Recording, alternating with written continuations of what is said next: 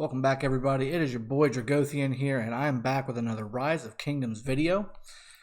Today we are going to be doing our best of the best Siege edition. So I wanted to get back into these videos alongside of my Commander Mastery Series guides. The drama seems to be dying down a bit, so I wanted to get back into these things and really start pushing out some more content for you all so that you can be conquering your world on the battlefield. Making sure that you use the best of what you have available to you in your commander inventory. So, what we're going to do, we're going to go over the best of the best with legendaries, and we're going to go over the best of the best with epics. We'll talk about other various combinations in between because I do tend to get a lot of comments about, can I pair this epic with this legendary and will that work? Usually the answer is, of course. This video is for the best of each piece, whether it be pay to win, being dual legendaries, or whether it be dual epics where everybody can really partake in that no matter how much you put into the game. I will also go over each talent spec for each pairing that I've picked. It's a little different than what you're probably used to, but I'm going to explain why I chose the talents that I chose for each selection. And we'll have a little bit of a discussion as well on other variations that we can pair up with and different commanders that we can plug and play with. These are just my best of the best that I feel are the absolute best at what they do when it comes to strictly sieging. Okay, so let's get started. First thing we're going to do, I'm going to start off for my epic folks out there. Usually I start with the legendaries and work my way down. I'm going to go ahead and start with the epics and work my way up this video. So first off, we've got our free-to-play edition. Now hear me out.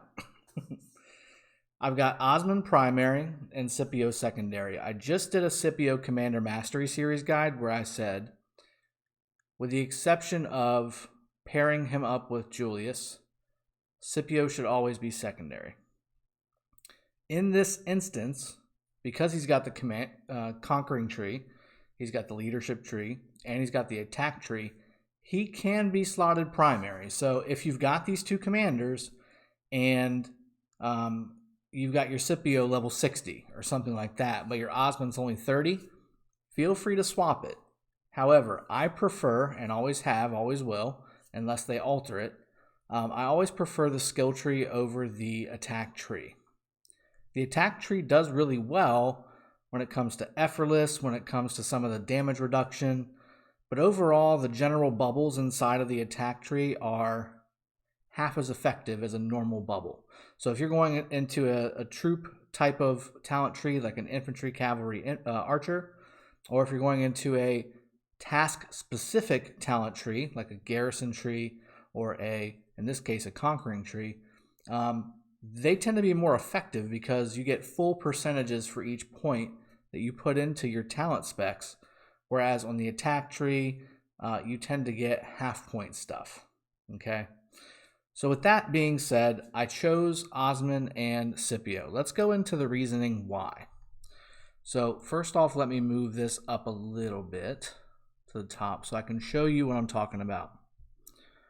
With Osmond, let me see if I can make it to where you can read it. That'd be great. All right. Osmond is pure nuke. Okay. And when you're talking about bursting down, using a lot of troops, attacking a lot of troops, nuke is really good. So with that in mind, Osmond is a very, very good nuker. He's got one of the best nukes that's available for any epic in the game. Herman has a slightly better one with 50 more damage per nuke. However, Herman does not have Osmond's third skill, which gives him an additional 400 skill damage factor anytime an active skill is used. And that's not only Osmond's, but also any other active skill, whether it does damage or not. So that brings it to a total of 1,500 damage, which if you look at a Minamoto or if you look at a Double C or something like that, 1,400 damage is a legendary. So if you combine the first and the third skills here, you're basically operating with a legendary when it comes to just strictly nuke damage or skill damage, okay? What really makes Osmond a siege specific, though, And I'm sure you all can understand what I mean by siege specific when you're talking about going up against a city, when you're going up against anything that has to do with a garrison or a watchtower or just a wall in general. This second skill will help. So after attacking a city, that city being, again, something that has a garrison, for more than 30 seconds, which is pretty short in the term of a city attack, increases troop attack by 15% for a duration of 120 seconds. That's pretty substantial, especially for an epic level commander. 15% for 2 full minutes. That's very, very good. Hard to pass up for sure. And then the fourth skill, again, this doesn't really affect a rally, which is what you should be doing when you're talking about sending something to attack a city. You should always be rallying. If you're not rallying, you're pretty much doing it wrong. You need to make sure that these two for free to play are your primary commanders. And that's what these guys are right here. So, with that in mind, let's talk about Scipio. I know we just talked about him before in the last video, but I do want to run through his skills with you again so you can see how it works together with Osman and why this makes such a really powerful pairing for sieging a city. Because again, you're going to be rallying, you're going to be using these two commanders as a free-to-play commander. The reason why these work so well, let me scooch this over a little more. Military life, this reduces the damage taken by troops by 25%. Very, very good whenever you're in a rally. And increases troops' counterattack damage by 25% for 5 full seconds. That is insane when it comes to being in a full rally of 1.5 to 2 million people, or 2 million troops, going up against a city. And when you're talking about pairing it up with a very strong commander that does a lot of nuke damage, this is a good 1-2 punch. You're talking about having very strong, not only defense from having the reduction of damage taken by the troops, but also a very significant counterattack damage bonus from just the first skill of Scipio. So very, very powerful dual purpose first skill that checks every box when it comes to what you're looking for from a siege commander. I really should just get rid of this because it just keeps getting in my way. Patient Warrior, again, this is the expertise version of it. The non-expertise is a little bit less effectiveness and a little bit lower chance, but overall it's basically the same thing. Scipio has a 15% chance to increase troops attacks by 100% for 2 seconds. Normally that's not that huge of a deal when you're talking about just open field battling. It's nice, don't get me wrong. Your damage goes from 2,000 to 4,000. That's pretty sweet, right? 2,000 extra troops. But when you're talking about sieging a city and your rally consists of 1.8 million troops, the damage you're doing is 12 to 13,000 damage. For just troop damage, that's not including nuke or anything else. That times 100% is what this skill does for you. That's really substantial. You're talking about going from 13,000 damage to 26,000 damage twice, and this thing can trigger all the time. And then on top of it, so every 5 seconds. So on top of that, if you're less than 40% of your troop capacity, which again, if like just to make it easy math, right? Say you've got a 1 million troop rally, that means you've got 400,000 troops left. If you're there or less, you've got another 15% chance to heal your army up by a 500 healing factor, which again is amplified by how many troops you've got in your rally. So these types of skills, again, don't do super well on the open battlefield, especially when you've got troop-specific armies out there, like your Richard Charleses and your Mina Double Cs and now Genghis Khan and all that good stuff. But in rallies, these things really shine. Even for an epic, really, really shine, okay? Now here's the actual rally siege specific skill for Scipio, and again, really pairs well with Osman and any nuker for that matter. Increases all damage, not just troop damage, not just skill damage, all damage. So that's both by 7% when attacking other governors' cities. There's nothing wrong with that. That's exactly what you want when you're talking about pairing up with a nuker as primary or secondary. This works beautifully with that. And then again, another max troop capacity buff, which is great on the open field, but this does absolutely nothing for you unless you cannot actually max out your rally. This doesn't do anything for you. Okay, so those are the two commanders that I say are the best of the best free to play or epic duo version of Siege Edition. Okay, now let me get rid of the picture and let me bring up the talents. All right, so here we go. Let's talk through this, because again, most people are thinking, why isn't the commanding talent path completely maxed out? Why isn't the leadership completely maxed out? So here's what we've done. We've checked our box on the leadership talent path by getting strategic prowess. Strategic prowess, after using a skill, increases the troop defense by 20%. 20% for the next 2 seconds. So again, not only are you getting benefits to attack from all the other skills when it comes to troop attack and things like that for 2 seconds, 5 seconds, defense for 2 seconds, 5 seconds, but you're also getting an additional 20% defense from strategic prowess, which is the top right talent on the leadership path, which is the red path at the very top. On the way, you're collecting a bunch of other defense and rage generation abilities that are very beneficial for you, and overall will round out your talent spec. On the skill path, you've basically gotten the entire talent tree. Now, I wanted to get latent power or latent power on the very top of the skill tree with the heart that's not bubbled in right now. The reason I didn't is because I ran out of points. All the things that I needed to get to on the other two trees, I had to use those points to get there. The alternative was to nerf Feral Nature in order to get latent power.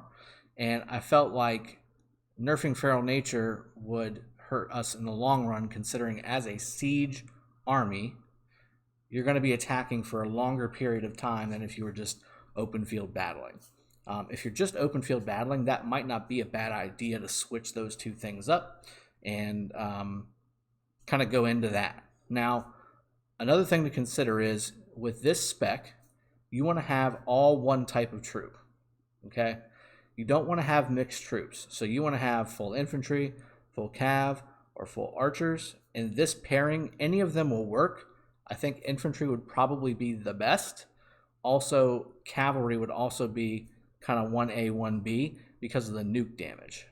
Scipio makes it to where this could also be a really tanky rally, so infantry would also work very well. So we spec'd into skill path, got all those except for latent power and naked fury or naked rage. Everything else is fully maxed out. And then on the conquering path, we got two very, very special and very unique abilities in the conquering talent tree that are must-haves for any type of siege army. Two of which being Moment of Triumph and Buckler Shield. Buckler Shield is the one on the very bottom, and that one gives you increase to counterattack damage by 9%. And then same thing for Moment of Triumph. As long as your army is above 90%, which, again, for a rally can be a fairly long time, right? You're going to get a bonus. So you're going to get an increase to all damage. Again, this is all damage. This is nuke. This is troop damage, everything. By 9%. And again, on the way, you're going to get a couple other troop stat perks. So this fleshes out extra damage, extra counterattack damage, extra rage, extra defense, extra health, and a ton of skill damage and more skill rage regen. So this gives you a lot of tools and a lot of utilities on a free-to-play version of the Siege Edition for best of the best. All right. And again, you can do mixed army. If you do mixed army, I would recommend getting rid of the center line on the skill damage tree where Feral Nature is, and then speccing into armored and armed to the teeth. That will get you roughly there, almost there, if nothing else, and you might have to take a point or two out somewhere else. Again, I just don't recommend a mixed army. At this point in the game, everybody should realize troop-specific rallies are the key to this game. You cannot send mixed rally armies. It doesn't matter if you've got Julius Barca. If that's all you've got, then go for it. If you're in an established server that's been online for more than 2 or 3 months, you should certainly be doing troop-specific armies, infantry only, cav only, excuse me, and archer only. And on top of that, you can even do a siege-only rally. Those things work. And who doesn't have siege to throw away whenever you're trying to rally a city and you don't want to lose any of your main troops? You can toss some siege away and it's not that big of a deal. And it'll still do some serious work, especially with a combination and a talent spec like this. Really, when it comes down to it, though, you want infantry or cavalry. If you've got another couple commanders, which we will talk about, it may make sense to do archers too. Okay? All right, so I think we've pretty much well balanced and well discussed the free-to-play version of all this stuff, or the epic pairing version, I should say, to all this stuff. So let's go ahead and take that back. And let's talk about the dual legendary version of this. Bring that up. This is my pick. Mehmed is an absolute beast when it comes to sieging. Now, I had a hard time putting him as secondary because he basically has the same talent tree as Osman. And Osman has a very strong, like we just went over, a very strong talent spec. However, I could not pass up Julius's primary skill for sieging. It's just impossible to do. So when you read it, you'll know. For the next 5 seconds, increase troops' attack and defense by 20% and increases all damage by 30%. You cannot give up 30% damage for all damage in a rally against a city. You just can't. It's a must-have. If you put this guy secondary, you're basically nerfing yourself by 30% damage. There's just no way around it. There's no amount of talents inside the skill tree that get you this buff. It just isn't. In addition to everything you would lose from the attack tree as well. So, Julius primary, Mehmed secondary.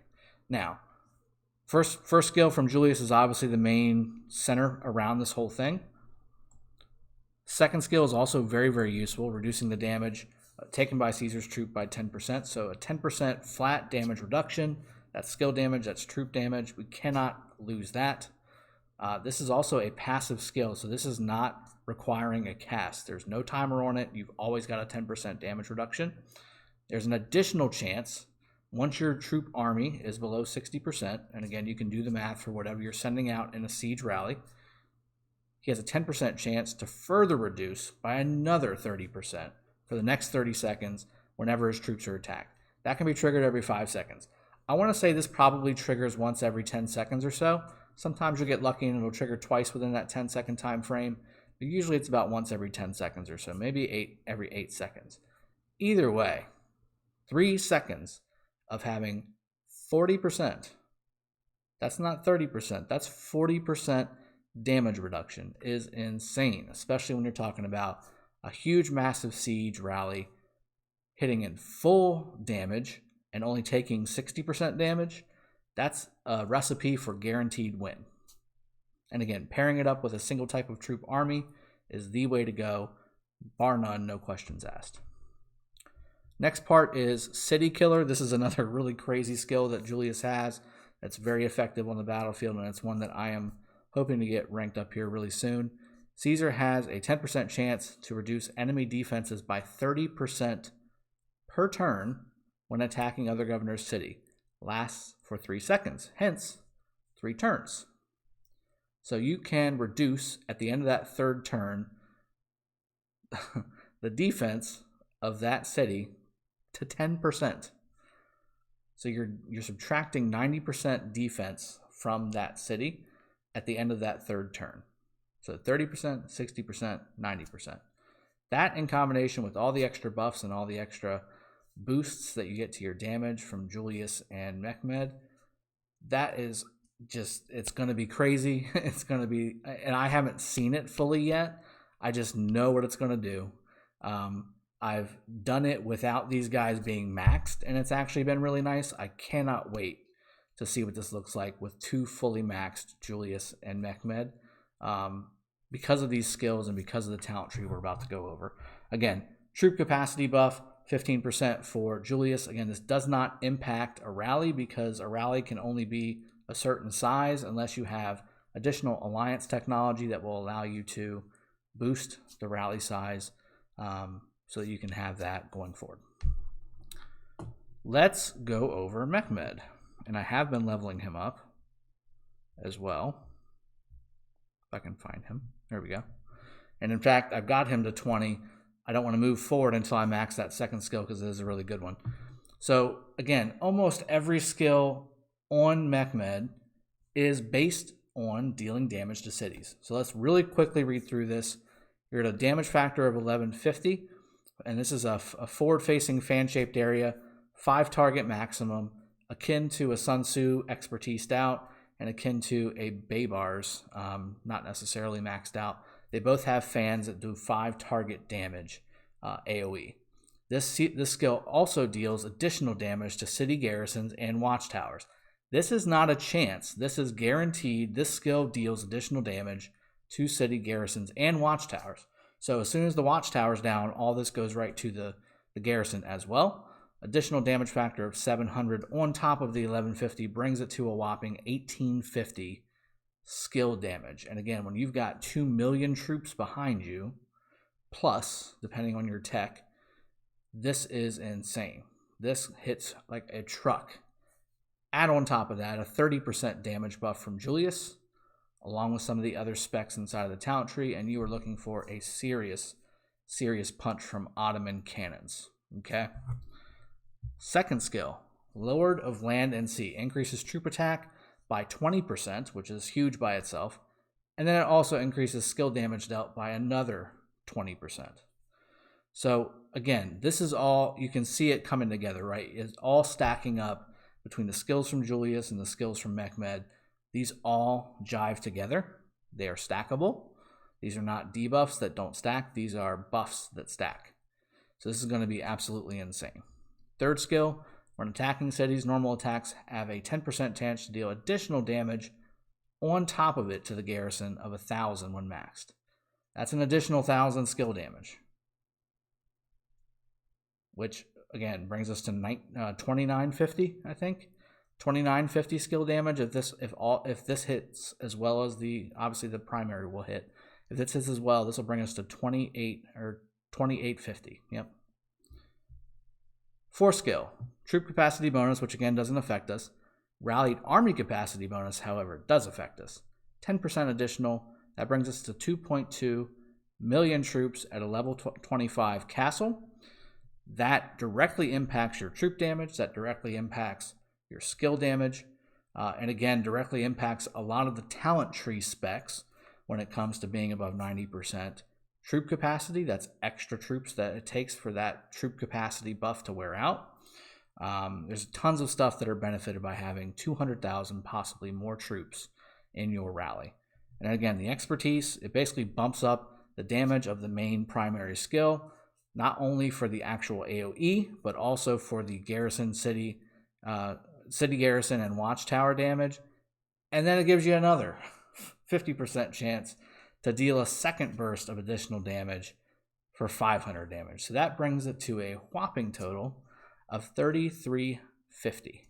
3,350 skill damage factor for one skill going off from Mehmed on a city if everything triggers.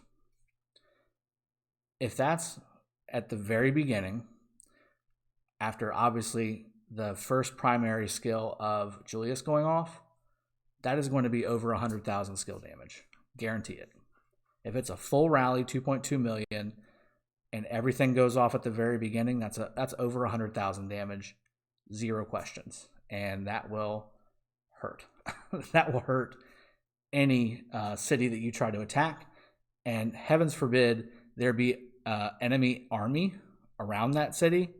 They may get one shot if they are low enough troops. That would be insane to see. All right.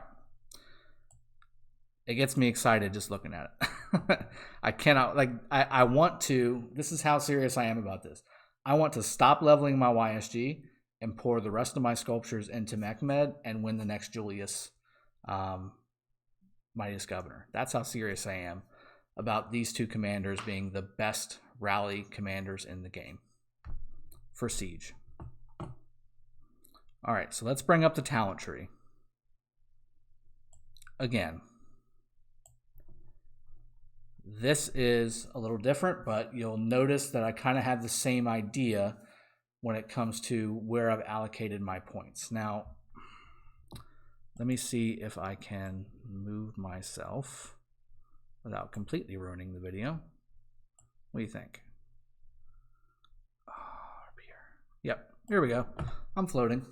So, I want to go over what you're getting between these talent trees and then discuss how they react together. So obviously we've already talked about the leadership tree and why we went up there. That's strategic prowess.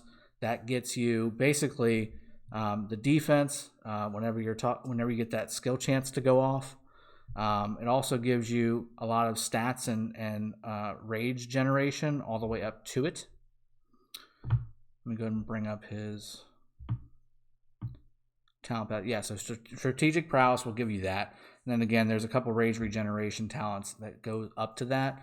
This is not an open field talent build, guys. This is strictly for Siege, okay? So if you're going to be using Julius as an open field commander, you either need to have a lot of talent respec scrolls ready, or you need to pick which way you want to use him, okay? Because this is going to be the best for Siege. Now, what we did on the attack path, so the blue path on the bottom right, we spec'd over to Effortless, which Effortless gives us during the battle, increasing all damage by 1.5% every 10 seconds, up to a total of 10 seconds. Obviously, rallies tend to last a long time. 10 seconds, every second up to 10, or every, let me reread that. During battles, increases all damage dealt by 1.5% every 10 seconds, up to a maximum of 10%. Let me rephrase that. So again, you can get, what is that, about 6 seconds, and you're going to be at 10% once that Effortless is maxed. That does not take very long at all, okay? So that's a very powerful skill that you cannot afford to give up.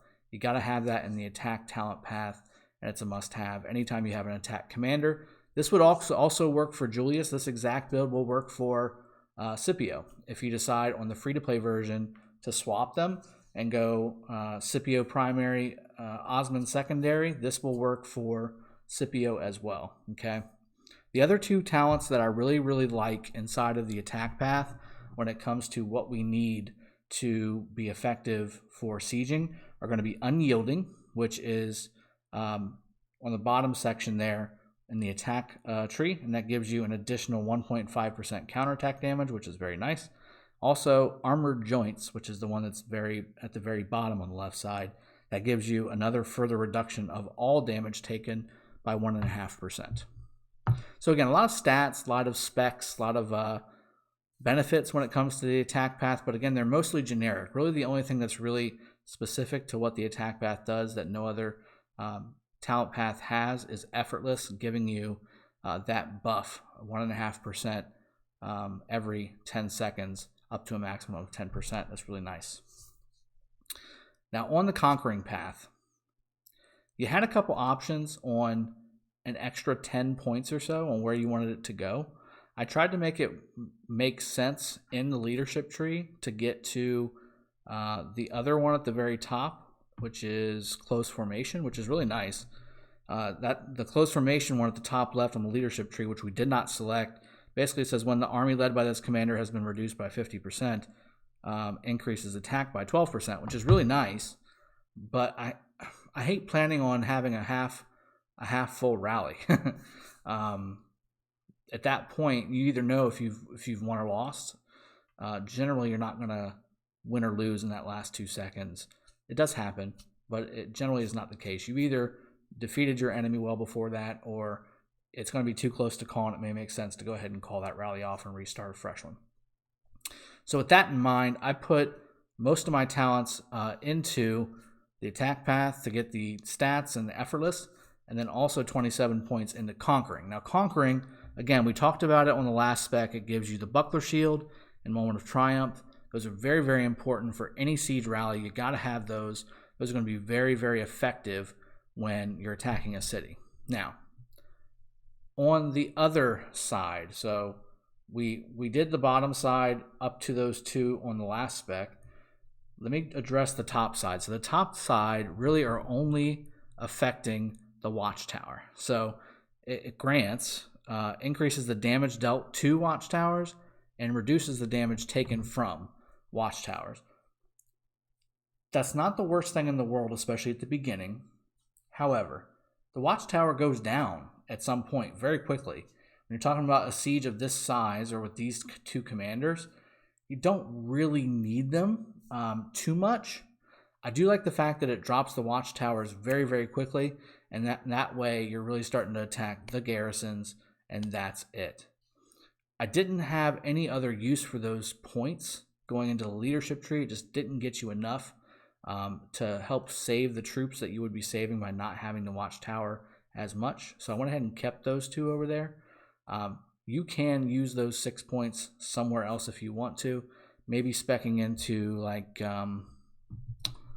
the stats underneath of unyielding on the attack tree. You could certainly do that. I think that knocking down that watchtower by not only increasing the attack to it, but also reducing the damage from it, especially if they've got a really good spec'd out garrison commander, would be helpful. So I went ahead and had those in there, and I left those there.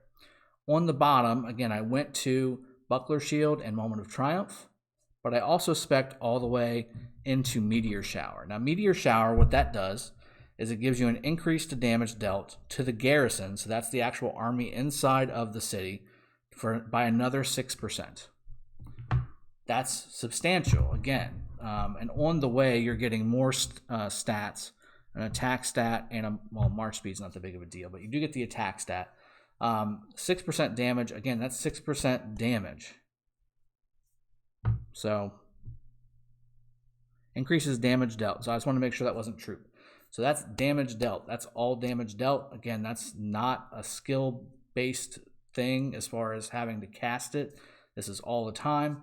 And again, it just stacks on top of everything else. So as you can see, again, we've really stacked a lot of damage. We've stacked a lot of defense. We've stacked a lot of damage reduction. We've stacked a ton of skill. We've stacked a ton of just additional damage factors across the board, okay? So really, really good deal. And again, you can swap this if you want. I wouldn't recommend it, but you can. You can go Mehmed Primary and Julius Secondary, and then you can do the same spec that I actually did for Osman, because they have the same talent paths Osman and Mehmed do. I think the primary skill of Julius being effective on Osman's primary nuke is just too much to pass up, especially if everything triggers. Whew, that's going to be crazy. So that's what I would recommend. All right. Let's talk about, before I end the video, because we're getting to be a very long video, but I actually didn't think this video would be this long, but there's a lot of explanation because a lot of people aren't the ones starting the rallies for their alliance. So I wanted to be very thorough. What are some other pairings? Again, you can combine any 4 of these commanders together and it will work. Again, I would use the talent specs that I've put up here for your benefit, and I would put them inside of whichever primary you decide to use. Now, you can also use commanders like Frederick for the legendary pairings, and again, you can pair Frederick with an epic and it will work. I recommend Frederick as a secondary, again, just simply because you need to max out everything before he is as effective as he should be. I would also look at, and believe it or not, Baybars. So if I show you, let me go ahead and bring this back down so you can see my screen here. So if we go to Baybars, which looks fantastic, by the way, right? The new skin.